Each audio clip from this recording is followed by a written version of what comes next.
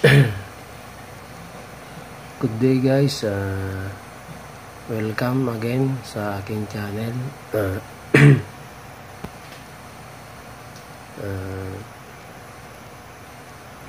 Ngayon may tuturo ako sa inyo kung paano gumawa ng electric fan. Masasabi nyo na ba na tatapon nyo na o hindi pa? So ngayon meron akong electric fan dito na hindi na maayos ang andar, so ito yung i-repair natin. So para maabangan nyo lahat ng aking mga video tutorial, mag-subscribe na kayo dahil marami pa akong kaalaman na i-upload mga tutorial ko. So mag-start na tayo guys.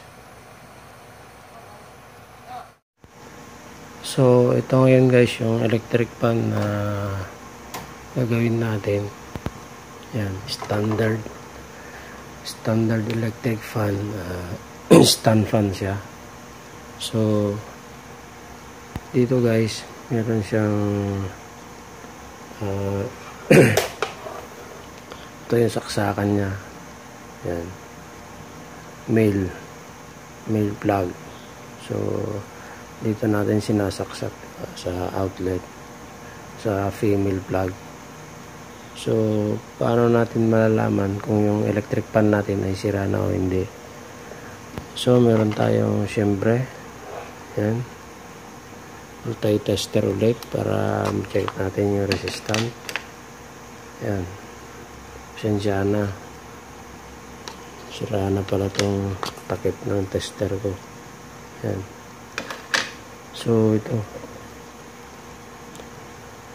simple lang guys ang paggawa ng electric fan. So ang depende yan sa sira ng electric fan.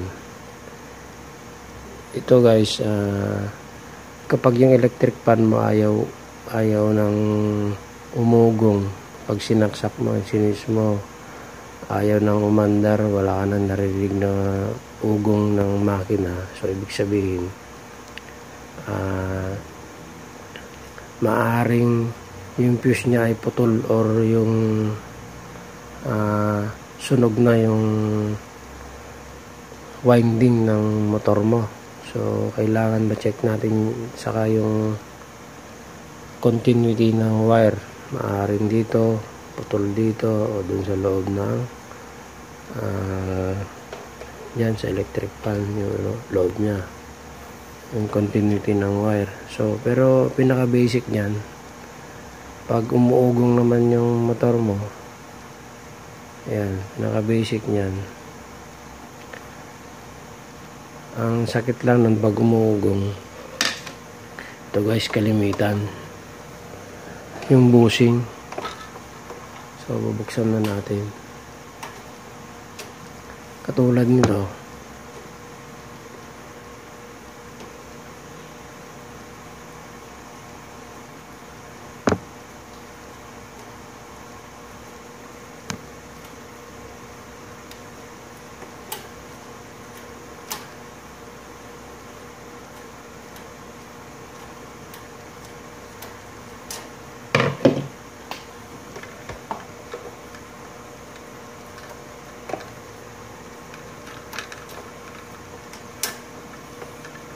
yan, buksan na natin guys. Yan, yan. Yan.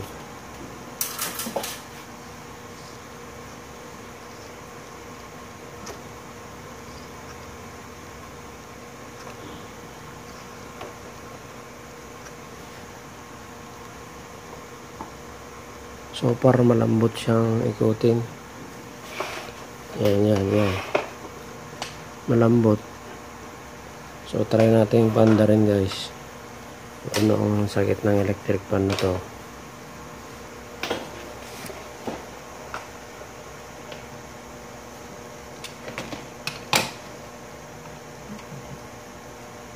Sinaksak ko na sa outlet guys.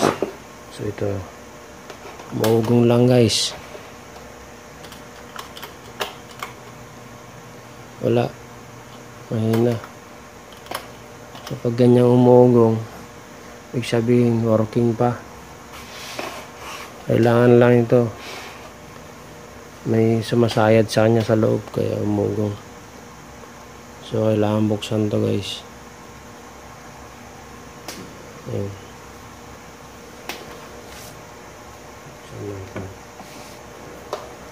So yung pambubukas sa electric fan guys, dahil umugong to,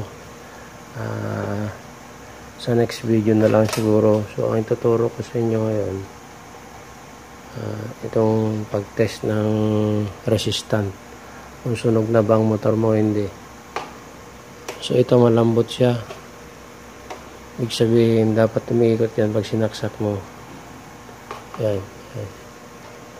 Ang sakit nito, may sumasayad sa loob, so kailangan maayos yung shafting nya. Shafting sa busing, dapat igigit na natin yon. Saka lalangisan din natin. Lalangisan din natin para wala to, may friction to. Kaya umugong lang siya. So minsan yan. Ito guys, tester ulit. So mga ganung bagay guys, pag umugong, ibig sabihin hindi pa sira electric fan mo. Pero pag hindi na umugong, sinaksak mo, yun na time na tetesterin mo na, check mo na mga wire sa loob. So pero pang pinaka-initial na gagawin mo, ganito. Yan, set to ohms. Yan, ay mag-focus. Yan. Yan guys, naka-set na sa ohms. Since itong tester ko digital na konto, auto range, so no need to change range kasi auto range na kasi. Wala na siyang option. Meron dito kaso kahit di mo na gamitin to kasi naka-auto range na siya. So testerin natin yung tester natin kung okay, gumagana ba.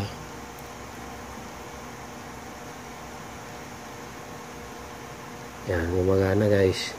Zero siya. So dito na, start na tayo. Yan. Yan, ilalagay lang natin sa dulo dalawa. Yan. Yan. Yan. Yan. Tapos since hindi pa siya naka-switch, si-switch natin. Si-switch natin yung electric fan. Yan. Yan. Yan. Switch natin.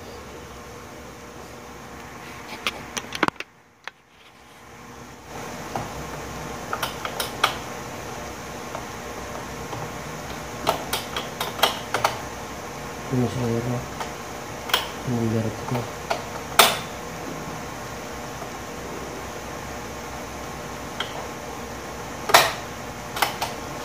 Yan yung number 1 pala. So guys, pag yung resistant niya ay mas mataas, ibig sabihin mas kwan siya, mas mahina siya. So pag ang resistant mas mababa yung bilang, ibig sabihin siya yung number 3. Yan, 580 yung number 1. So ito yung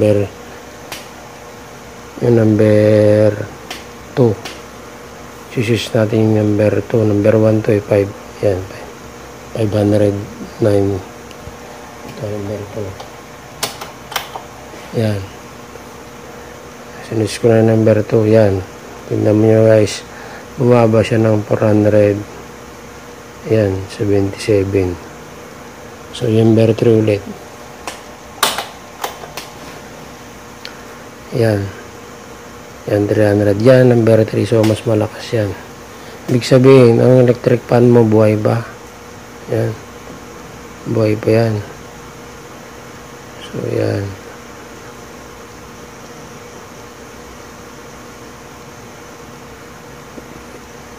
Pag sakali guys, wala kayong makita, makuha na resistant. Ang sakit nun, maaaring fuse. Tignan nyo yung fuse, yung continuity ng wire or yung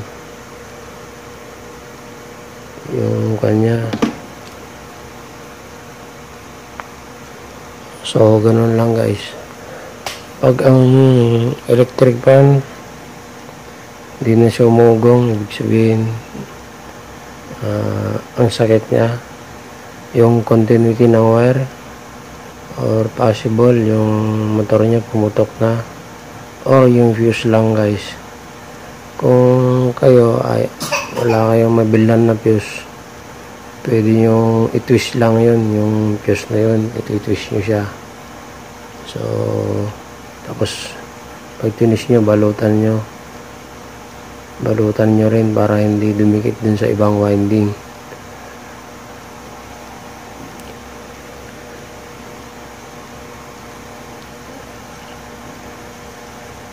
Make sure na kung mag-test kayo dito, itong wire na to ay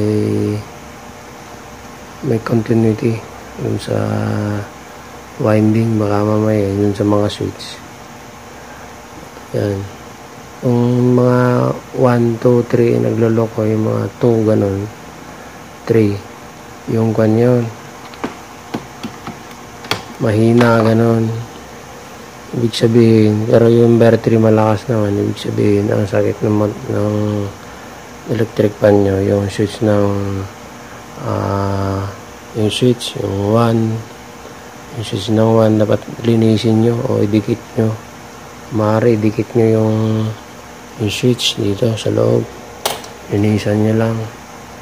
Kuha lang kayo ng brush, brush nyo ano. Ayan guys, ganun lang kasimple. Kung gusto yung patayon ng shop guys, ganun lang kasimple guys. Troubleshooting ng electric fan. Ayan dito. So guys, dahil mahaba pa yung oras natin, yan, bubuksan na natin to.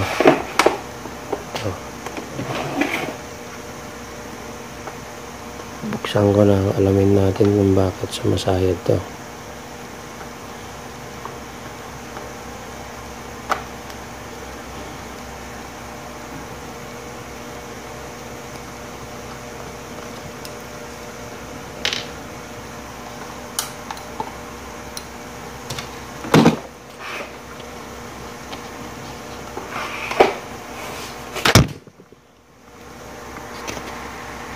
Yun lang guys.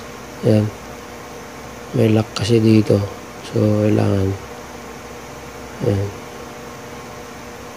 Kung may panungkit ka, kung may higpit. So, ganyan siya. Yan. Yan. Kung may screw ka na kan, gagano mo lang konti yan, tapos tataas mo. Yan. Pero make sure i-check nyo yung electric pan nyo, baka titornilyo naman dito. So kailangan yung luwagan. May mga ganito kasi lock, may lock pa sa loob, pero ito lang yung lock nya. Ito pala guys, kaya pala hindi pala yung kan. Yan, putol pala yung connection ng van. Ito putol pala to. Yan. Yan guys, ito bagong parit lang motor nito. Ito binalitan ko lang to. Yan. Ito. Yan. Yan, hiningi ko lang tong case nito eh. Tapos pinalitan ko yung makina.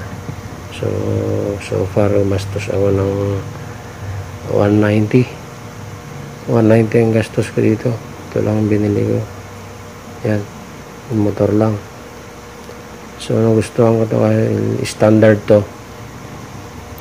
Standard siya, so maganda, maraming pyesa. So pag pumili kayo ng electric pan, standard kayo. Para yung pyesa, pag hanap nyo sa electronic shop, meron sila, marami silang pyesa. Yung mga China, minsan nahirapan din ako kahit gumagawa ko electric pan. Pag bumili ka ng pyesa, mahirapan ka din.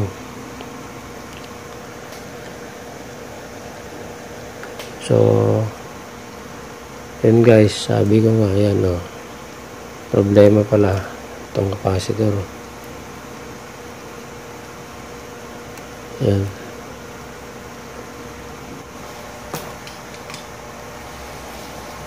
Tips pala guys, pag mabagal yung electric pan nyo, yan, tanggalin na natin to. Yan. Pag gusto nyo bumili sa electric pan nyo guys, bumili kayo ng, karamihan kasi yung ginagamit ngayon sa electric pan, 1.5 microfarad capacitor. Pero ito, bumili ako ng mas mataas. Ito na kasi available na mataas dun sa shop. Ito. Bumili ako ng 2.0 microfarad. Yan. Yan. Una magbase sa 400 volts AC, ganyan. Basta para-pares lang yan. 2.0. Pag 3, ayun, ilagay yung sa electric pan nyo. Hindi, wala naman diferensya yun. Lakas ang ikot ng electric pan nyo. Yan. Pag mahina yung electric pan nyo, yan. Ito.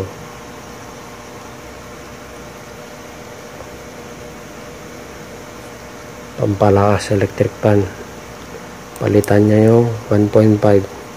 Kung ayun ng 2 or may 3. Karamihan yung nakukuha dun sa aircon, yung fan sa aircon. Yun, nakukuha niya yun. So, ganun.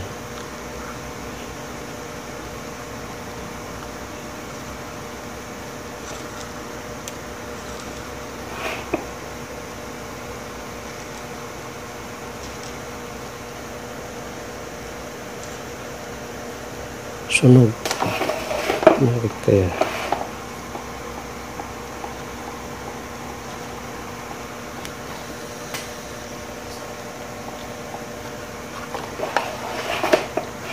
Sunog. Malambot.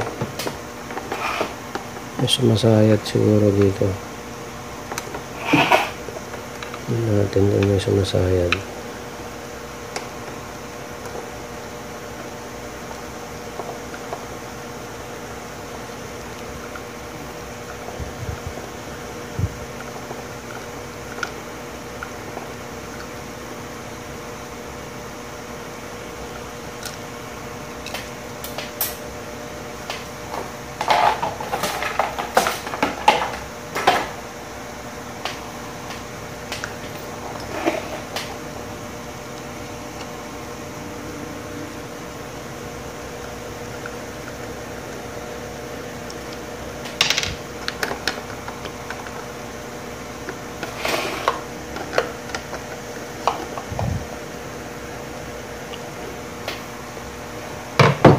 Ito guys,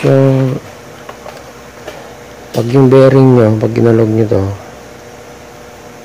sa likod, yan, yung shafting nyo yan, pag umaalog to, palitan yung bushing, parang bakal yun nasa loob. Yun, gigitna nyo lang. Yan. Tapos ito, yan, wala naman siyang wala siyang alog. Kasi bago lang naayos ko to dati. Pinalitan ko yung bushing. Yan. Local kasi itong capacitor na nabili ko. Ito. Mobo.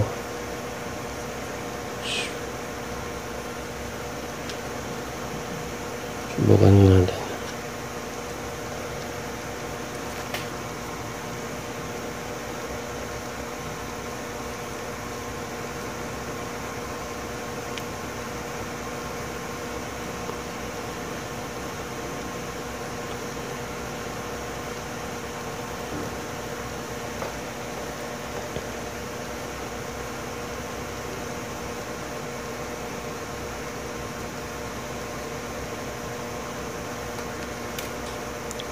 So, ganito muna.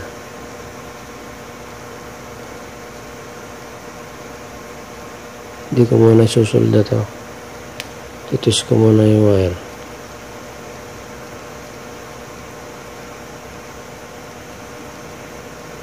Testingin ko yung capacitor kung magana pa. Maayos. Kasi may na-deform na siya eh. Yan.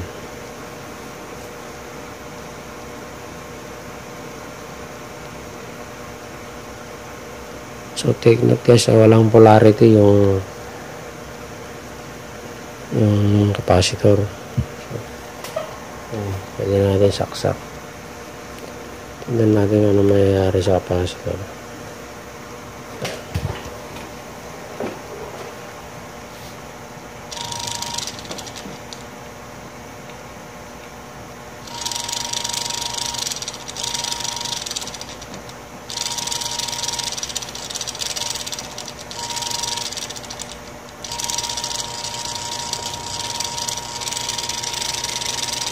Yan guys, maandar. May sumasayad sa loob.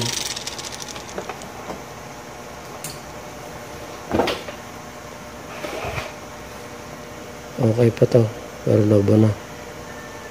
Pero napapaandar pa yung electric fan. Pero may sumasayad sa loob.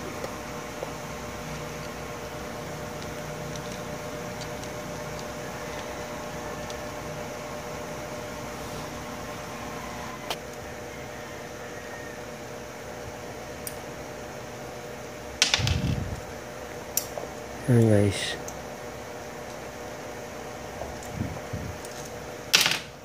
Tanggalan natin yung tornilyo guys. So ito. Tanggalan natin itong ayan. Ay ito pala guys. Ito pala yung sumasayad. Ayan.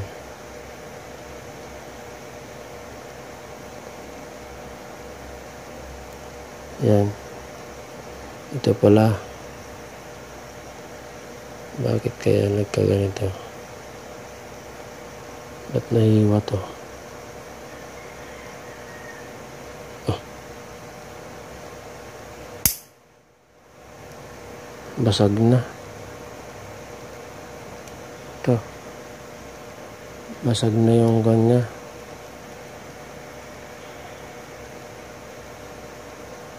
Spacer to guys. Basag. Yan. Ayan ito. Yan, kailangan palitan natin. So kailangan pag maglagay tayo ng spacer, ganito rin kahaba. Yan. Kasi pag nabago yung haba niya, maaaring may epekto.